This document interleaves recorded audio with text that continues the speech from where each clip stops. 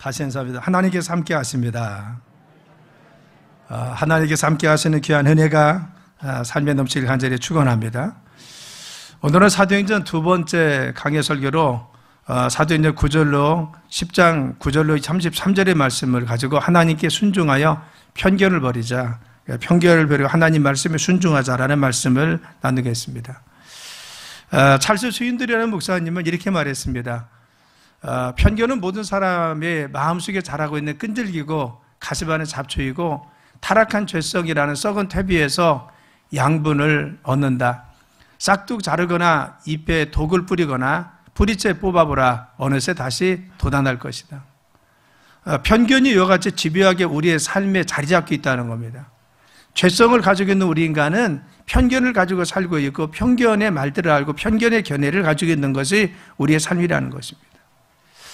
그런데 여기서 우리가 심각한 것은 편견은 하나님의 일을 그르치거나 하나님의 일을 지연시키거나 그리고 하나님의 역사하심을 방해할 수도 있다는 것을 우리는 알아야 됩니다.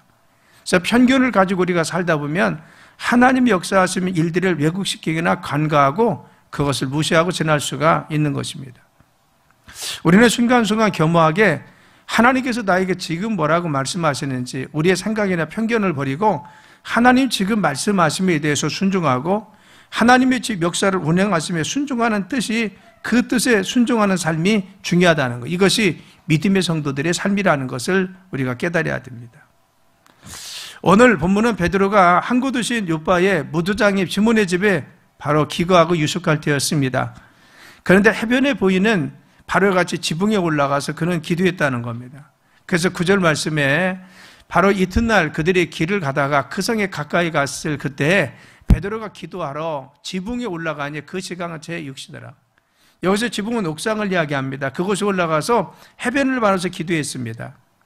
그런데 제6시라는 것은 뭐요? 요즘 우리 바로 태양력은 정오를 이야기합니다. 점심 먹을 때인 것입니다. 다른 사람들은 지금 점심을 준비하고 있는데 그는 하나님 앞에 나와서 지금 기도하고 있는 겁니다. 우리는 여기서 볼 수 있는 것은 베드로가 얼마나 영적인 생활을 신실하게 했는지, 늘 기도 생활을 놓치지 않고 어느 곳에 갈지라도 지금 바로 무두장이 시몬의 집에 유숙할 때입니다. 기거로 잠시 들린 것인데 그곳에 가서도 시간을 놓치지 않고 기도했습니다. 믿음의 사람들은 항상 기도하고 기도에 힘쓴다는 것을 기억해야 됩니다. 여러분 모두도 늘 기도하는 삶이 되길 간절히 축원합니다. 어느 곳에 갈지라도 무엇을 할지라도 기도하는 삶, 하나님은 그런 사람들이 역사하시고 함께 해주십니다. 베드로는 이와 같이 기도하는 영적인 모습을 보여주었습니다. 그런데 기도하는데 하늘이 열리더니만 갑자기 보자기가 내려옵니다. 그리고 보자기 네 구덩이가 바로 이와 같이 정말 메어 있는데 그릇처럼 되어 있습니다. 그런데 그 안에 무엇이 있었느냐? 환상 중에 보니까 네 발 가진 짐승과 그리고 공중에 나는 것과 그리고 기는 것이 있었다는 겁니다. 바로 같이 정말 그 안에 있는 것은 부정한 것이었습니다. 유대인들이 볼 때는 그것을 먹을 수 없는 부정한 것들이 가득 있었다는 겁니다. 그런데 갑자기 하늘에서 소리가 들립니다. 베드로야, 일어나 잡아먹으라는 겁니다. 그렇죠. 자기는 지금 먹을 수가 없는데 하나님 말씀하시기를 베드로야, 일어나서 잡아먹으라. 그때 베드로의 반응이 어땠습니까? 주여 그럴 수 없나이다. 속되고 깨끗하지 아니한 것을 내가 결코 먹지 아니하리다. 나는 먹을 수가 없습니다. 이거 더럽고 그리고 새 속에 속해 있는 건데 나는 이것을 먹을 수 없습니다 라고 완강히 거부합니다. 그러자 하나님 또 말씀하십니다. 하나님께서 깨끗하게 하신 것을 내가 속되다 하지 말라는 겁니다.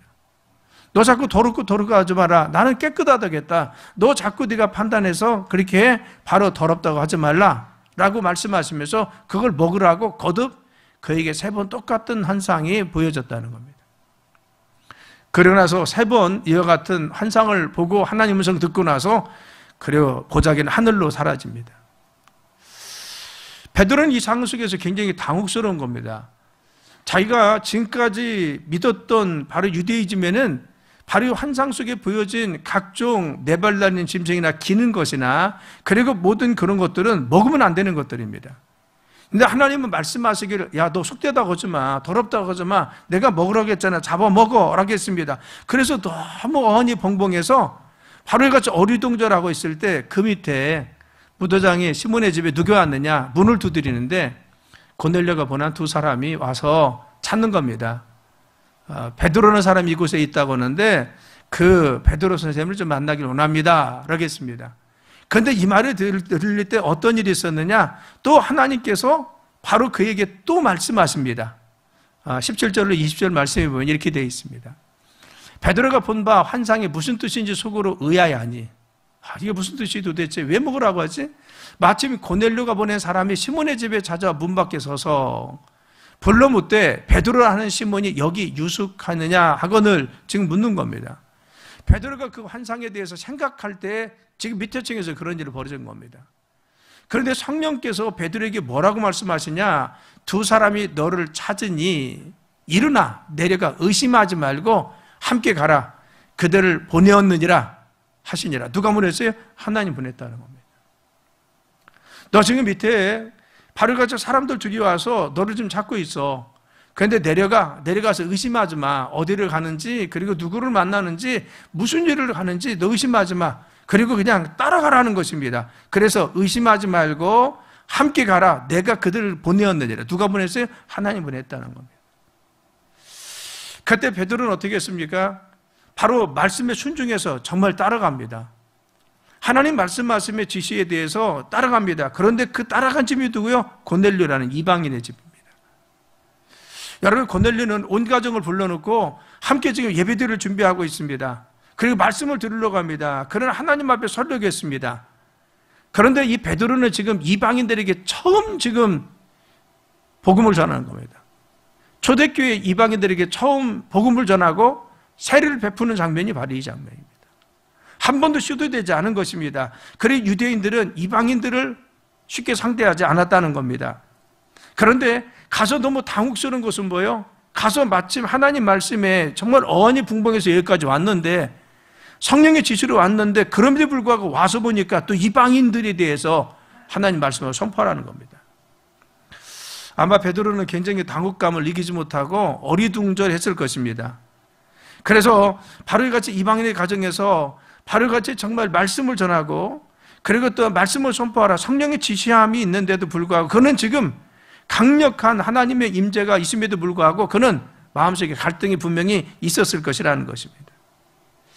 그런데 중요한 것은 하나님 말씀을 선포했을 때 그들이 성령에 강력하게 임하셔서 방언도 하고 그리고 그들이 회개하는 역사가 일어나서 집단적으로 그들을 세례를 주는 놀라운 역사가 있었습니다. 성령 기름 부음과 은혜와 능력이 있었습니다. 지금까지 베드로의 생각은 무엇입니까? 이방인은 구원받을 수 없습니다. 이방인에게는 성령이 역사할 수가 없습니다. 이방인들은 자기가 교제도 하지 말고 함께 섞여 있지도 말아야 됩니다. 그런데 지금 자기를 성령이 강력히 이끌어서 이방인의 집에 오게 했습니다. 그것도 단체로 그들이 말씀을 전했더니만 성령이 임재합니다. 하나님의 거룩한 영이 이방인들이 임하는 겁니다. 자신들만 임하는 줄 알았더니 그들에게 구원 역사가 되고 하나님의 임재하심이 있습니다. 너무 놀랐겠죠. 왜 이방인들에게 이렇게 성령 부어주시나? 이방인들을 하나님이 사랑하시나? 그렇죠. 이때 베드로는 그 모습을 가지고 자신이 가지고 있는 유대이즘이라고 하는 우월주의의 이런 생각과 편견이 깨지기 시작합니다. 우리는 항상 우리 가지고 있는 생각과 편견들이 하나님 역사를 방해하거나 하나님 역사를 늦추거나 하나님이 나에게 역사하시고 내 삶을 이끄실 때 그것을 가로막는 장애물이 될 수 있다는 것을 알아야 됩니다. 이 사도행전 10장 우리가 고넬료 1장에서 8절을 봤습니다. 1절에서 그리고 9절에서 33절의 말씀은 부정한 것과 정결한 것을 이야기하는 것이 아닙니다. 세계 선교가 고넬료 과정을 통해서 선포되었다. 물론 그게 중요한 깁니다. 그런데 또 하나 중요하게 말씀하는 것은 무엇입니까? 베드로의 관점에서 보면 베드로의 잘못된 편견과 유대인들의 잘못된 유대이즘을 하나님 무참하게 바로 깨고 있는 것을 알 수가 있습니다. 만일 베드로가 이 자신이 가지고 있는 유대인이라고 하는 편견을 바로 자신들만 구원받을 수 있는 편견을 버리지 않고 고넬료 집에 따라가긴 했습니다. 근데 말씀도 선포하지 않고 성령이 역사하실 때 세례도 주지 않고 하나님 말씀을 선포하지 않았으면 어쩌면 하나님 역사는 늦춰졌을 것입니다. 하나님 역사를 그가 방해하는 사람이 됐을 것입니다. 하나님의 그를 통해서 이 역사의 도도한 흐름 속에 뭔가 하나님이 일하시는데 그는 자신의 왜곡된 생각과 그리고 사상과 그리고 관념과 그리고 가지고 있는 마음에 가지고 있는 품고 있는 것을 통해서 하나님 역사를 거부하는 죄성을 드러내는 믿음 없는 인간이 되고 말았을 것이라는 것입니다. 더욱이 중요한 것은 하나님 역사하심을 방해하는 방해꾼이 될 수가 있었다는 것입니다. 우리가 가지고 있는 생각이라는 것은 짧은 것이죠.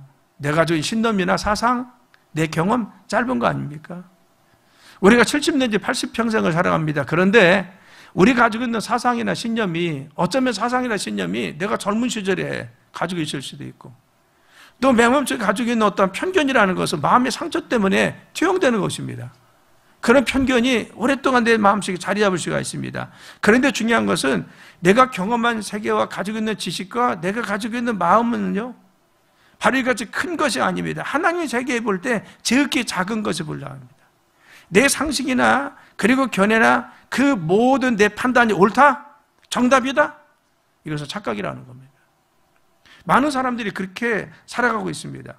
신앙생활 할 때도 그렇습니다. 바로 우리가 가지고 있는 선입견 때문에 내가 가지고 있는 편견 때문에 하나님 일을 방해할 때가 많이 있어요. 하나님 역사가 그럼에도 불구하고 내 고집 그리고 내 생각 내가 가지고 있는 경험들을 내려놓지 못합니다. 그래서 하나님 역사하심을 인정하지 못하고 받아들이지 못합니다.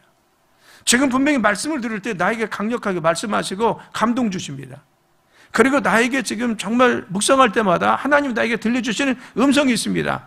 여러분 그 사상과 생각에 사로잡힌 사람, 내 편견 잡힌 사람은 그거 무시합니다. 하나님 지금 뭐라고 말씀하시느냐 여기에 전혀 관여하지 않고 주장하고 생각하고 말하고 선포하는 것을 볼 수가 있습니다. 이런 자기 편향적인 성향이 강할수록 자기 고집이 셉니다. 자기 주장이 강하다는 겁니다. 그리고 생각을 버리지 않고 고집하고 정죄하는 경우가 많이 있습니다. 유대인들이 그랬잖아요. 유대인들은요 바로 자신들의 생각이 너무 옳았습니다. 그래서 예수님까지 십자가에 못 박았어요. 예수님 선포되는 말씀이 전혀 받아들이지 않습니다. 지금도 받아들이지 않습니다. 이 잘못된 고집과 편견이라는 것이 결국은 그들의 삶에 화를 불러일으킵니다. 그래서 이 주님 뭐라고 했어요? 이 독사의 자식들아 그랬어요. 독사의 자식입니다. 내가 하나님 뜻을 저버리고 있다는 겁니다. 하나님의 역사하심을 너희가 감지하지 못하고 이와 같이 정말 완고한 네 사상과 생각 그리고 유대이즘에 사로잡혀서 네 생각과 편견에 사로잡혀서 하나님이 이끄시는 것을 너희들이 보지 못한다는 겁니다. 마음에 찔려도 회개할 줄 모르고 하나님 말씀하셔도 깨닫지 못하고 바로 이와 같이 정말 굳어진 마음 그래서 회칠한 보던 것 같고 독사의 자식 것 같은 그러한 정말 저주를 퍼부으면서 그들을 정죄하고 있습니다. 여러분 우리가 종교인과 참된 신앙인의 차이가 어디 있습니까? 여기 있습니다. 종교인은요 바로 같이 자기의 관념과 사상에 자립해 있어요. 예배생활 잘하는 것 같고 신앙생활 잘하는 것 같고 봉사 잘하는 것 같습니다. 그런데 자기 가지고 있는 신념과 사상, 생각에서 벗어나지 못합니다. 하나님이 말씀하심, 지금 제가 몇 주 동안 계속해서 말씀하는 건 뭐예요? 하나님이 지금 순간순간 말씀하신다는 겁니다. 정말 믿음의 사람들은 그 순간순간 말씀하시면 내게 감동도 주시고 감화도 주시고 나를 찔리게 하시고 이거 어쩔 거라고 우리 마음에 회개했던 바로 사도행전에 나와 있는 그 사람들과 같이 주님은 분명히 말씀하십니다. 그런데 어떤 사람들은 바로 같이 스데반의 말을 듣고 가슴을 쳐가면서 회개해야 될 찔림이 있었지만 그를 정죄했던 사람도 있고 그래서 죽였잖아요. 어떤 사람은 베드로의 말을 듣고 회개하면서 돌이키는 사람도 있다는 겁니다. 그건 뭐예요? 종교인과 참된 믿음의 사람의 차이인 것입니다. 종교인은 자신이 깨달아도 무언가 찔림이 있어도 돌이킬 줄 모릅니다. 내 자신은 어떠한 삶에 어떤 변화가 없습니다. 여전히 똑같은 생각, 사상, 그리고 말, 표현이 똑같습니다. 그러나 참된 신앙인들은 그 말씀에 자기를 돌이킵니다.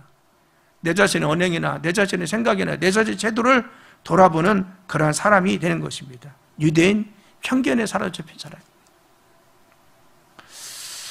많은 사람들이 나는 틀리지 않아, 내 말은 옳아, 내 생각이 옳아, 옳다고 하지 않습니다. 자기가 고치지 않습니다.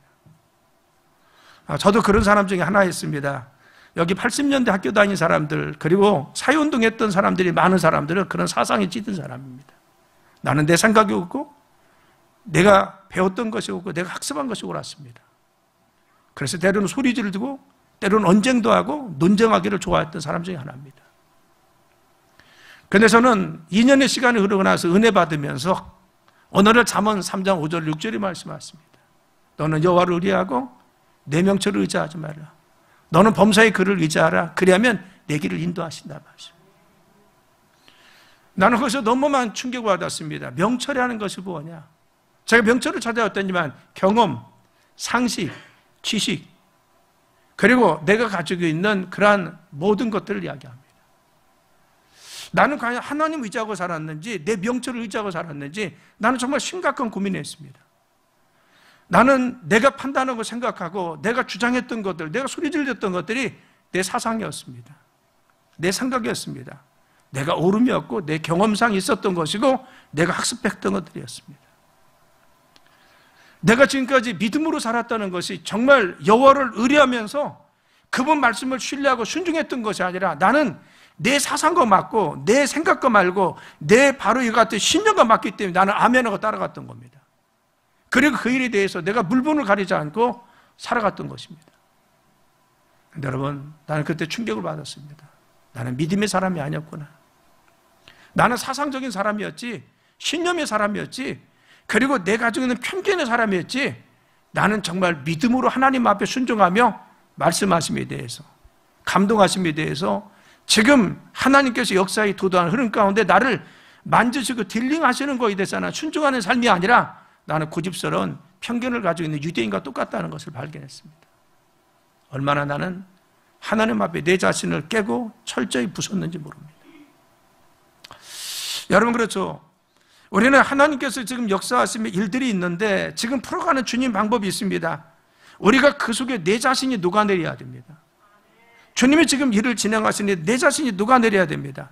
느헤미야가 성벽을 건축할 때 거기에 녹아내렸던 많은 사람들이 있듯이 우리가 주님의 역사를 실현할 때 지금 말도 하시고 감동하시고 누군가 지도자가 지금 지시하실 때 중요한 것은 우리가 그 말씀에 순종하려고 합니다. 순간순간 말씀을 듣거나 우리가 묵상하거나 아니면 정말 말씀을 돌이킬 때 나에게 찔리는 내 마음의 말씀이 있습니다. 감동하시는 말씀이 있습니다. 여러분, 거기에 대해서 내 생각도 내려놓고 내 판단도 내려놓고 주님 말씀에 순종하면서 하나님 잘못했습니다. 내 생각과 마음 내려놓습니다. 하나님 힘주셔서 이렇게 살게 도와주세요. 여러분들 유턴하는 삶을 살고 있습니까? 참된 신앙이 어디 있습니까? 여기 있다는 겁니다. 그냥 내가 가슴속에 오늘 느끼는 것도 있고 찔림이 있었어요. 그런데 전혀 나는 반응하지 않습니다. 그 말씀에 찔림이 있고 내가 정말 무언가 그래 나는 이러면 안 돼. 그런데 또 나가면 또 달라지는 것이 없습니다. 또 그렇게 똑같이 살아가고 그런 사람으로 살아갑니다. 여전히 굳은 사람, 그리고 편견된 사람, 선입견이 사로잡힌 사람으로 살아갑니다. 우리가 우리 자신을 포기하지 못하고 이런 사상이나 편견에 사로잡히면요, 남에게 상처를 잘 줍니다. 우리가 회의를 하거나 아니면 토론하거나 이야기할 때 상처를 잘 주는 사람이 있어요. 자기 신념이 강한 사람들입니다. 그 주변에 있는 사람들이 상처를 많이 받습니다. 많이 받아요. 그리고 정죄합니다. 그래서 죄를 지어야 내가 다른 사람 판단하고 그 사람에 대해서 바로 같이 정죄해서 죄를 짓습니다. 그리고 사실을 사실대로 인정하지 못하고 보지 못합니다. 내가 이같이 편견의 노로 사로잡혀 있고 그런 것에 사로잡혀 있으면 사실입니다. 그건 아니에요. 근데 늘 항상 그렇게 봅니다. 마침 뭐예요? 선글라스를 끼는 것 같습니다. 그렇죠. 이것이 어떻게 온다겠어요? 내 어린 시절 상처에서 온다겠어요. 그리고 잘못된 사상의 학습이나 잘못된 내가 가지고 있는 사고방식에서 온다겠습니다. 중요한 것은 이런 것들이 우리의 편견으로 선입견으로 자리 잡기 시작하면 모든 것을 이렇게 투영해 보는 겁니다. 한국에 유명했던 목사님 계셨죠?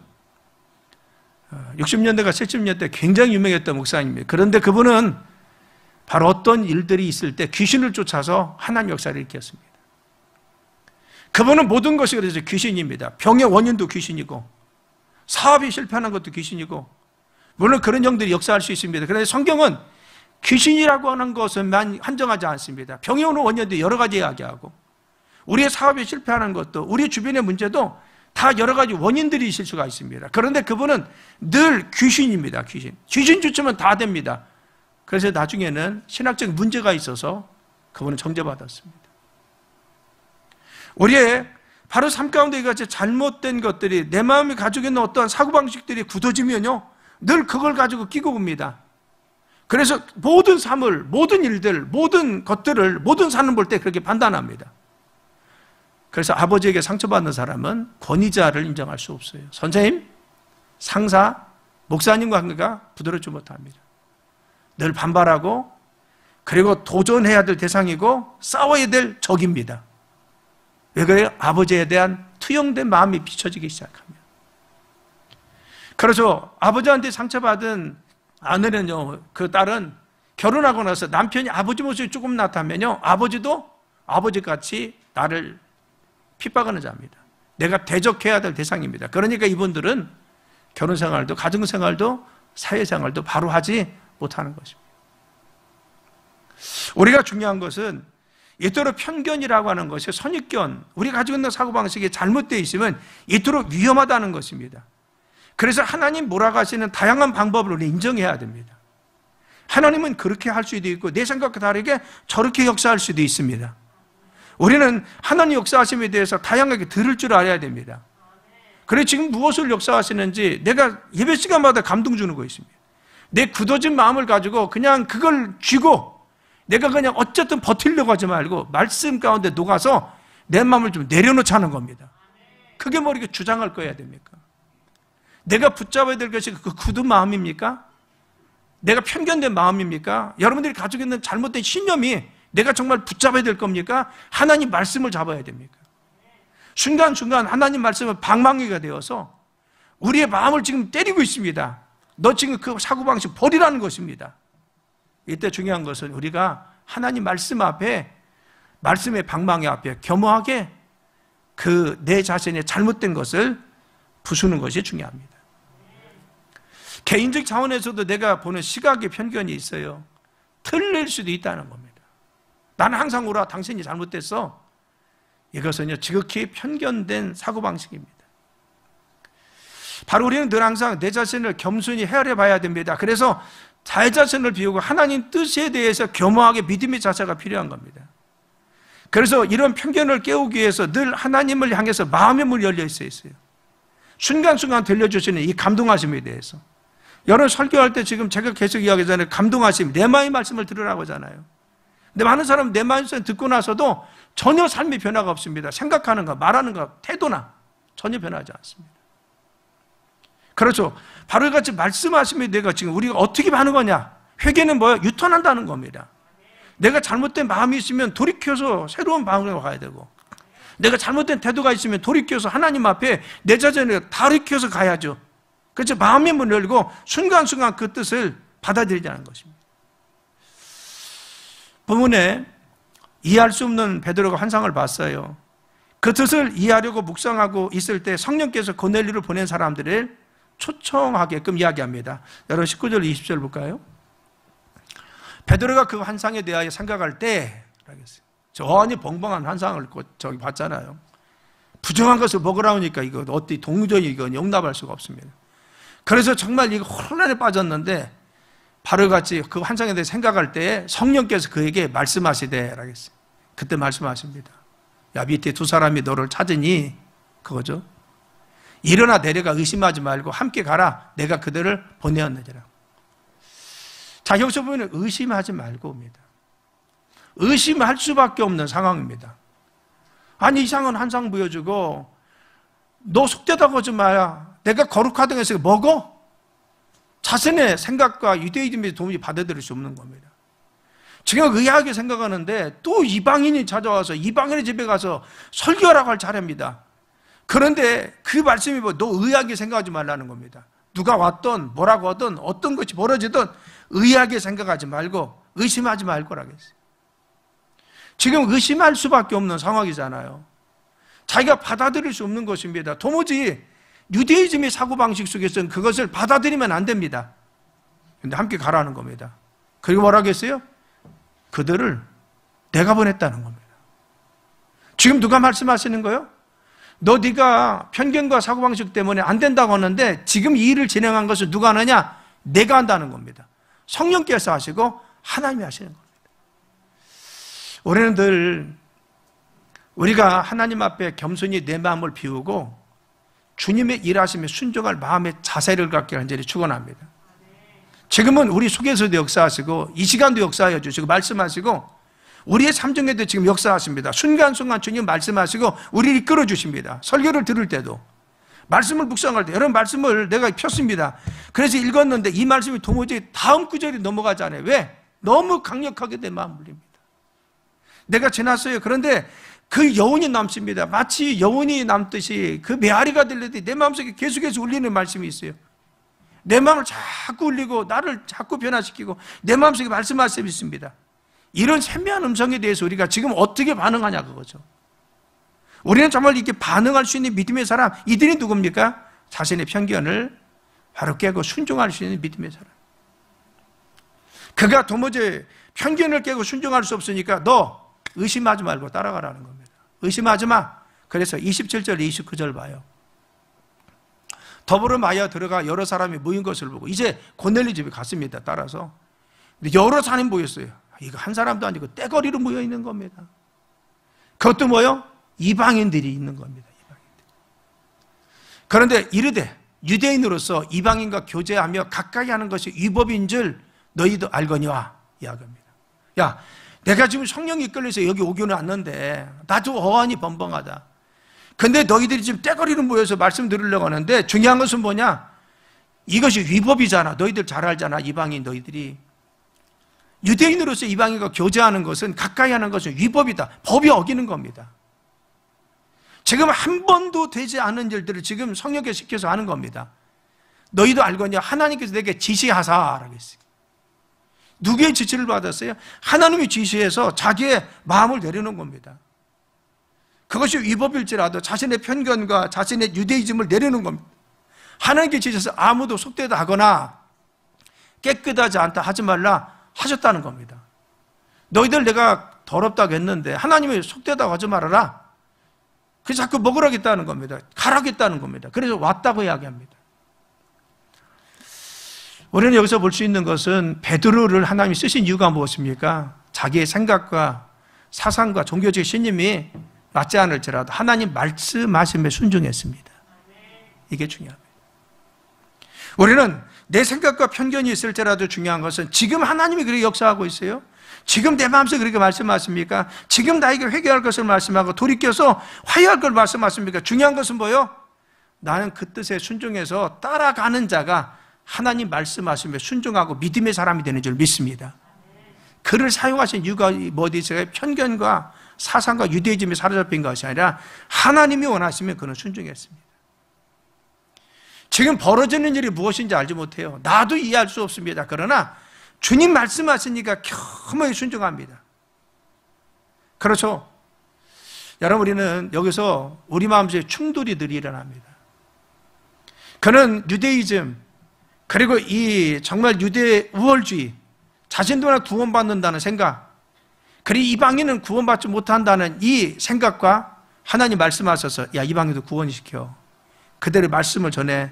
너 그들 가까이에, 그리고 그들과 함께 말씀을 전해. 말씀을 나눠. 한 번도 이방인에게 말씀이 전파된 적이 없습니다. 초대교회에서. 처음인 것입니다.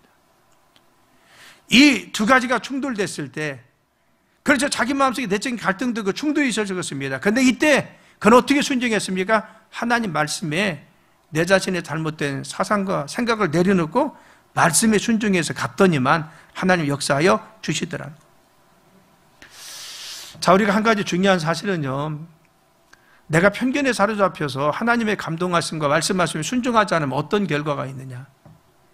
자, 30절로 33절에 이렇게 이야기합니다. 고넬료가 이르되 내가 나흘 전 이맘때까지 내 집에서 제 굿이 기도를 하는데, 고넬료 이방이잖아요. 로마 군대의 백부장입니다, 여러분. 그 상당한 권력과 힘을 가지고 있던 사람입니다. 그런데 늘 하나님을 섬겼던 사람입니다. 베드로가 장강할 때는 자기들만 하나님을 섬기는 줄 알았어요. 자기들만 구원받는 줄 알았는데 하나님을 섬기는 신실한 사람이 있어요. 누구요?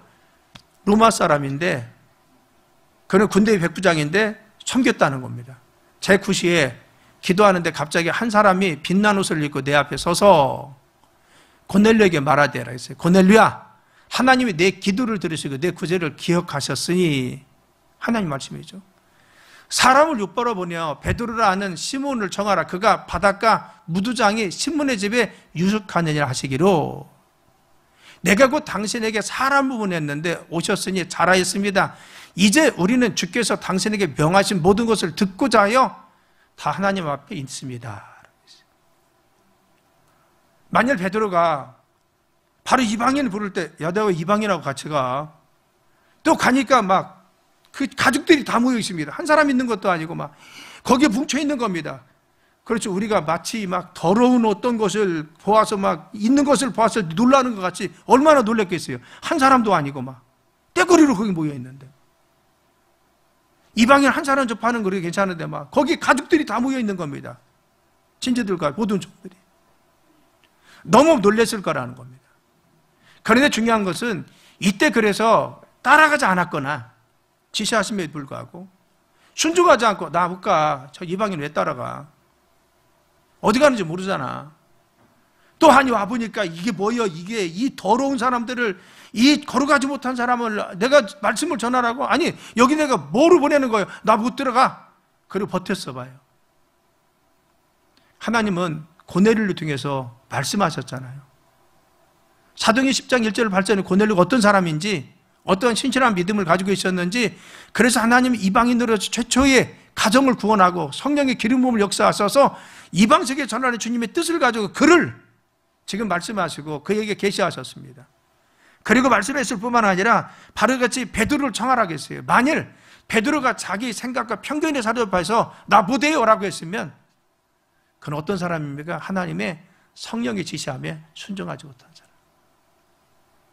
하나님 지금 역사하심이 있어요. 분명히 지금 하나님은 당신의 뜻을 이루기 위해서 역사의 수레바퀴를 돌리는데, 자기는 거기에 하나님은 그 베드로를 통해서 한 역사를 이루게 합니다. 이방인의 구원에 대해서 선포하고 이제는 복음을 확장시키려고 하는 뜻이 있습니다. 그래서 베드로에게 환상도 보여주시고 그에게 말씀도 하시고 그리고 그것을 보냈습니다. 바로 그래서 바로 성령의 강력한 임재를 그들이 경험하게 만들어 주십니다. 만약 거부했으면 그건 어떤 사람입니까? 하나님의 뜻에 순종하지 못하는 불순종하는 믿음의 사람이 되고 말았을 것이라는 겁니다. 어쩌면 베드로가 그의 삶에 하나님을 순종치 못하는 사람으로 오점을 남기는 그런 사람이 되고 말았을 것이라는 겁니다. 다시 얘기하면은 그가 수제자가 되고 그토록 주님을 사랑하시고 바로같이 정말 그의 믿음을 귀히 여긴 것은 이런 순종하는 믿음이 있었습니다. 하나님 말씀에 순종하고 늘 돌이키고 자신의 어떤 생각과 고집이 있을지라도 그는 하나님 말씀하시는 순종한 겸허하게 나를 비우고 내 생각도 사상도 그리고 잘못된 게 되어버리고 다수 유턴해서 하나님 말씀 가운데 살아가는 겸손함이 있었다고 하는 것입니다. 여러분, 우리가 혹시 우리의 사로잡힌 편견 때문에 너무 강하지 않습니까, 여러분들? 저 사람 너무 강해. 남에게 상처도 많이 주고 그리고 트러블 메이커 같이 하는 사람들이 있습니다. 어쩌면 이것이 내가 내 편견인가 한번 돌이켜보자는 겁니다. 나는 그런데 온순하게 하는데 고집이 있어가지고 내가 가지고 있는 고집 꺾지 않아. 그 고집 뭐 그렇게 좋다고 소가죽같이 질긴 거 잡고 있습니까? 하나님 말씀 앞에 내려놔야죠. 하나님 뭐라고 하시는지. 하나님의 역사하심이 분명히 있으면, 하나님 뜻이 있으면 내 생각이 어떻든 그리고 내 판단이 어떻든 내 경험이 어떻든 주님의 감동하셔 역사하심에 나 자신을 말씀에 돌이켜서 바로같이 우리 자신을 거울 삼아서 말씀에 거울 삼아서 나를 좀 돌이켜보자는 겁니다. 내려놓을 거 내려놓고 겸손 주님 앞에 순종하는 믿음의 삶이 되자는 겁니다. 고넬료가 베드로 앞에서 겸허히 엎드려서 말씀을 들으려고 했듯이 우리도 그런 자세가 필요하지 않습니까? 하나님 말씀을 주의 종을 통해서 말씀하실 때 겸허히 들으려고 하죠. 판단하려고 하면 되겠습니까? 그렇죠. 겸허히 말씀을 들어야죠. 하나님 지금 말씀하셔요. 나에게 찔리기도 하시고 지금도 감동도 주시고 내 마음속에 그렇게 말씀하시면 이때 중요한 것은요, 우리가 그 말씀에 정말 우리 자신을 돌이키고 겸허하게 우리가 엎드려야. 나는 당신과 똑같은 사람이니까 일어나라고 했어요, 베드로가. 그러나 고넬료는 늘 어떤 사람이 있어요. 겸만 마르고 주의 종을 통해서 흘러나오는 그 말씀에 대해서 받으려고 하고 그 말씀에 자기를 돌이키려고 했던 것이 고넬료의 삶입니다. 또 베드로는 그 말씀하심에 대해서 감동하심과 지시하심에 대해 순종하고 자기 자신을 드리겠습니다. 늘 하나님의 역사하심과 말씀하심에 겸허하고 순종했기 때문에 하나님은 그들을 사용했습니다. 우리는 사도행전 10장에서 두 가지 관점으로 왔습니다. 첫째는 고넬료의 신앙이었습니다. 두 번째는 베드로라고 하는 사람을 부각시켜서 9절부터 33절까지 이야기합니다. 인물은 둘 등장하는 거죠. 고넬료와 베드로입니다. 하나는 이방인이고 하나는 유대인입니다. 하나님은 관점에 따라 우리에게 말씀하신 것이 다르다는 것을 기억해야 됩니다. 여러분, 우리가 하나님 앞에 겸허한 믿음의 삶이 됩시다. 순간순간 들려주시는 주의 음성 가운데 순종하는 믿음의 삶이 됩시다. 하나님 거대한 역사 속에 참여하는 자가 누굽니까? 순간순간 들려주신 주의 음성 가운데, 말씀 가운데 순종함의 믿음으로 내 자신을 비우고 따라가는 사람들, 하나님 그들을 사용하시고 역사해 주십니다. 우리 갈막교회가 이런 주님의 역사에 순종함의 믿음으로 나가야 됩니다. 여러분 모두가 하나님 말씀하시며 순종하며 순간순간 나 자신을 돌이켜 말씀의 거울 앞에 여러분을 돌이켜서 겸허하게 서 있어서 늘 주님 말씀에 순종할 때 하나님이 여러분의 삶과 가정과 기업, 자녀들 이 재단을 귀하게 쓰실 줄 믿습니다. 하나님 앞에 귀하게 쓰임받는 여러분 되시길 예수님의 이름으로 축원합니다. 기도합니다. 하나님, 주님의 역사하심과 말씀하시며 저희들을 순종하게 도와주시고